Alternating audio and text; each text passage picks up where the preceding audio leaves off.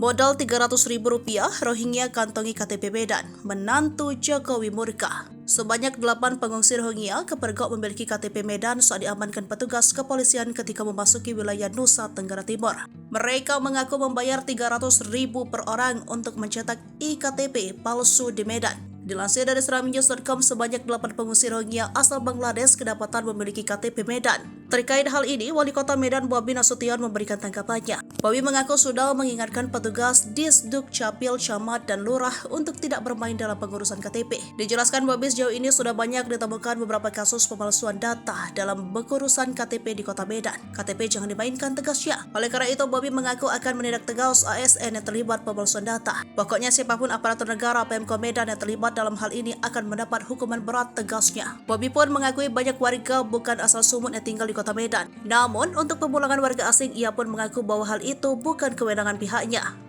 Ini, kau sampaikan dulu ke teman-temanmu pakai bahasa kau sana. Sudah paham. Berarti kau paham semua. Kau paham? Paham? Kau ngerti bahasa Indonesia? Saya Malaysia. Oh, lu Malaysia. Oh, Melayu dia. jadi bisa berbahasa Melayu. Bahasanya Melayu. Yang ini mana? Coba, ini lu Malaysia. Ini mana?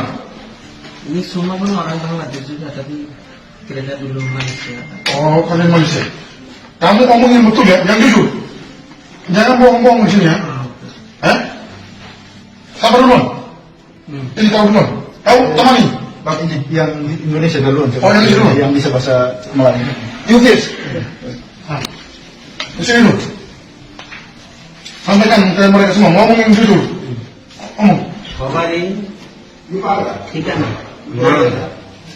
itu dari kita mode, update